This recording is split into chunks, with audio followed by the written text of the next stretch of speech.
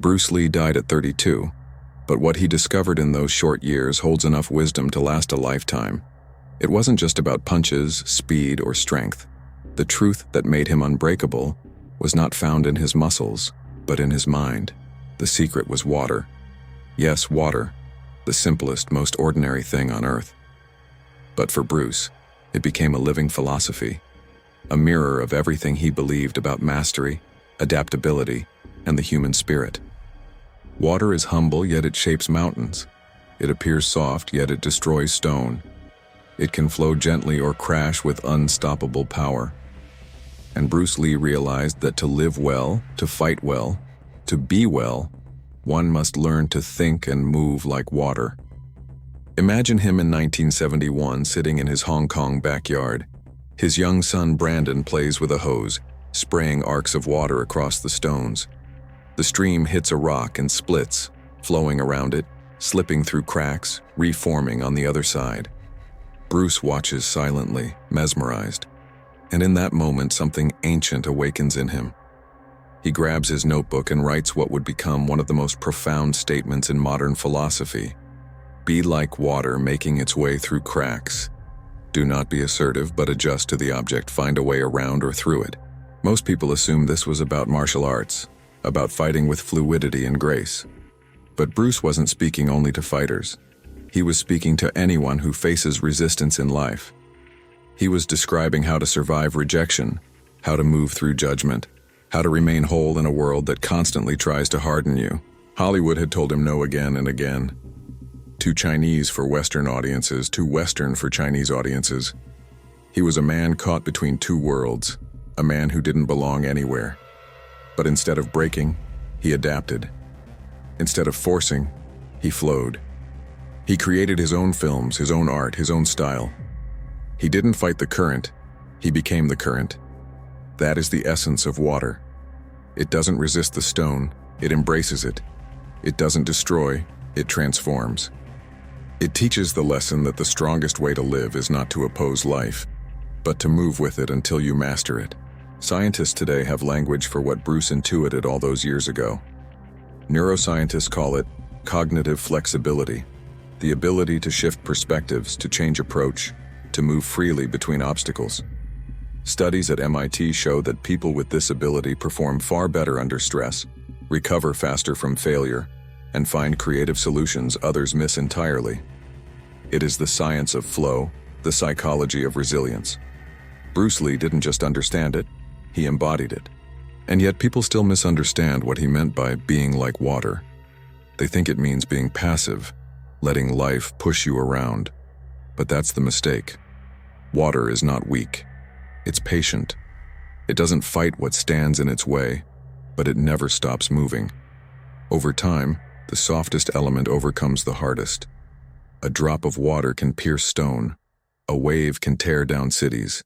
It is gentle when it must be, powerful when it needs to be. Bruce saw in water a reflection of the warrior's mind, calm, alert, and impossible to contain. It was not about control. It was about connection. When he said, empty your mind, be formless, be shapeless, like water, he wasn't preaching detachment. He was describing total presence, a mind so free from ego and rigidity that it could respond perfectly to any challenge, in any moment. Every morning before training or eating, Bruce practiced this ritual. He called it emptying the cup. He would pour water from one cup to another and whisper, empty your mind. To him, this wasn't a metaphor. It was mental training. A reminder that if your mind is already full of opinions, fears, anger, assumptions, nothing new can enter. Water can only flow through an empty vessel. Modern neuroscience now confirms what this ritual achieved. Emptying the mind, even for a few minutes, rewires the brain. It reduces overactivity in regions linked to anxiety and increases function in the areas responsible for adaptability and insight. The brain becomes more fluid and more like water. The mind that empties becomes the mind that flows. Think about the last time life tested you. Maybe you lost something important, a job, a relationship, a dream. Maybe you hit a wall and couldn't see a way through. Most people react by hardening. They resist, They try to overpower the problem with force, but the harder you push, the more life pushes back. Bruce's lesson was the opposite. Don't resist the wall, flow around it. Don't fight the current. Move with it until the path reveals itself. When his ideas were attacked by traditional martial artists, he didn't defend himself with words. He let his practice speak. When he was dismissed by studios, he didn't rage. He built his own stage. That is the mind of water.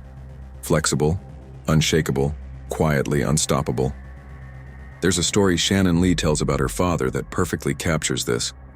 One day, a traditional kung fu master challenged Bruce to a public fight. The crowd gathered expecting violence, expecting Bruce to fight within the rigid rules of tradition. Instead, he flowed. He moved in ways his opponent couldn't predict, adapting, shifting, responding.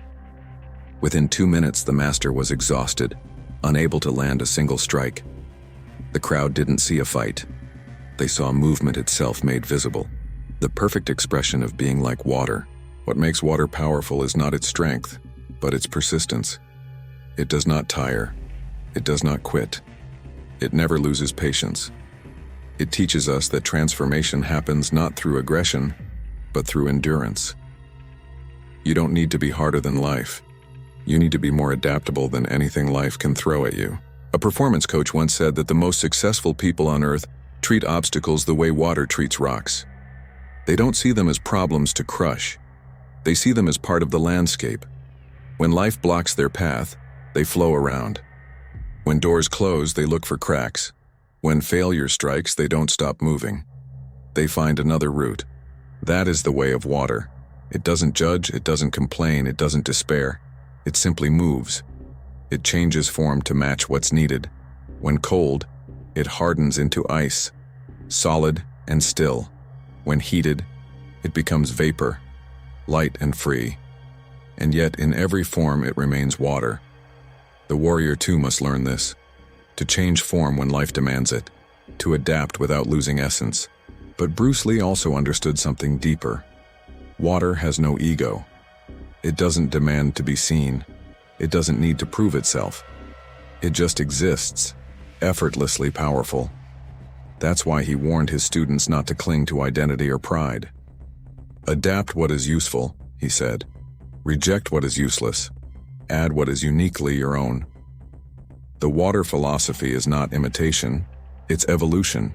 When we look at our own lives, we often forget this. We fight to be understood, to be accepted, to be recognized. But the truth is, power doesn't come from being rigidly defined. It comes from being fluid, able to bend, shift, and grow beyond expectation.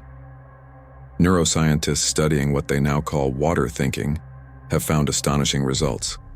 In only 30 days, people who practice this mindset, flexible, calm, responsive, show measurable changes in brain structure. Regions linked to stress and fear shrink.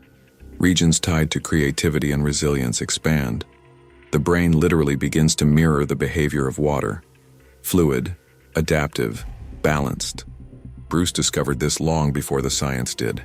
He lived it, and through him we can learn it too.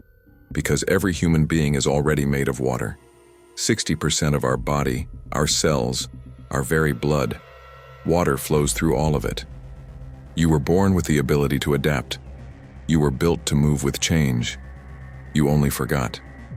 So when life feels heavy, when rejection burns, when fear tightens around you, remember, the obstacle is not the end. It is the rock in the stream, and you are the river that will find its way. You do not need to crush it. You only need to keep moving. Do not fight to be unbreakable by being harder. Become unbreakable by being more adaptable. Hardness is brittle. Rigidity shatters. But flexibility endures. The tree that resists the storm snaps. The reed that bends survives. Bruce Lee may have left this world young, but his lesson will outlive centuries. The mind that becomes water cannot be broken, cannot be confined, cannot be defeated. It flows through failure. It shapes its destiny. It lives in motion, yet rests in peace. So the next time life blocks your way, don't ask why me. Ask, How can I flow around this? Don't be the rock waiting to be broken by time. Be the river that changes the landscape. Be the force that moves quietly, but leaves nothing untouched. You are already water. You are already capable of flowing through anything. You only have to remember what you are. Because the secret is not to harden yourself against the world, but to soften so completely that the world cannot hurt you. Only move you, shape you, refine you. That is the essence of Bruce Lee's greatest lesson. The goal of mastery is not control, but alignment. Not resistance, but rhythm. To become like water, humble, powerful, infinite, is to become unbreakable. Train your mind. Master yourself. Walk the dojo path.